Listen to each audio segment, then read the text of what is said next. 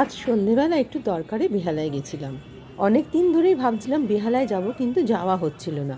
অবশেষে যখন অটো করে বেহালা যাচ্ছি, তখন যেতে যেতে মনে হলো গিয়ে একবার মায়ের দর্শন করে আসবো।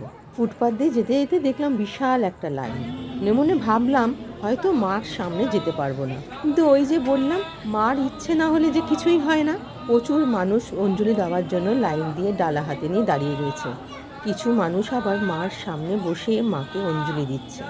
যারা বেহালায় থাকেন তারা অবশ্যই জানবেন, মার মন্দিরে ঢোকার জন্য মাঝখানে একটা গেট আছে, বাদিক দিয়েও একটা গেট খোলা থাকে। আমি গিয়ে অবাক হলাম, বাদিকের গেটে দেখলাম একদম ফাঁকা। আমি সোজা ঢুকে চলে গেলাম মায়ের সামনে।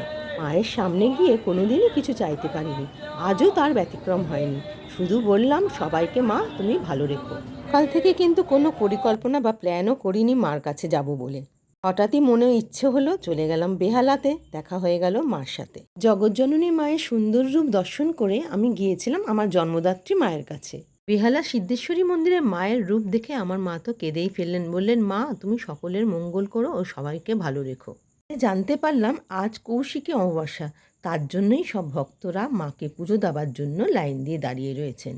যেটুকু যেভাবে ফটো তুলতে পেরেছি সেইভাবেই আপনাদের সামনে তুলে ধরলাম মায়ের রূপ। সবশেষে বলবো, মা তুমি ভালো থেকো আর তোমার সন্তানদের সমস্ত বিপদ থেকে রক্ষা করো। আশা করি আপনাদেরও ভালো লাগবে মায়ের এই সুন্দর রূপ।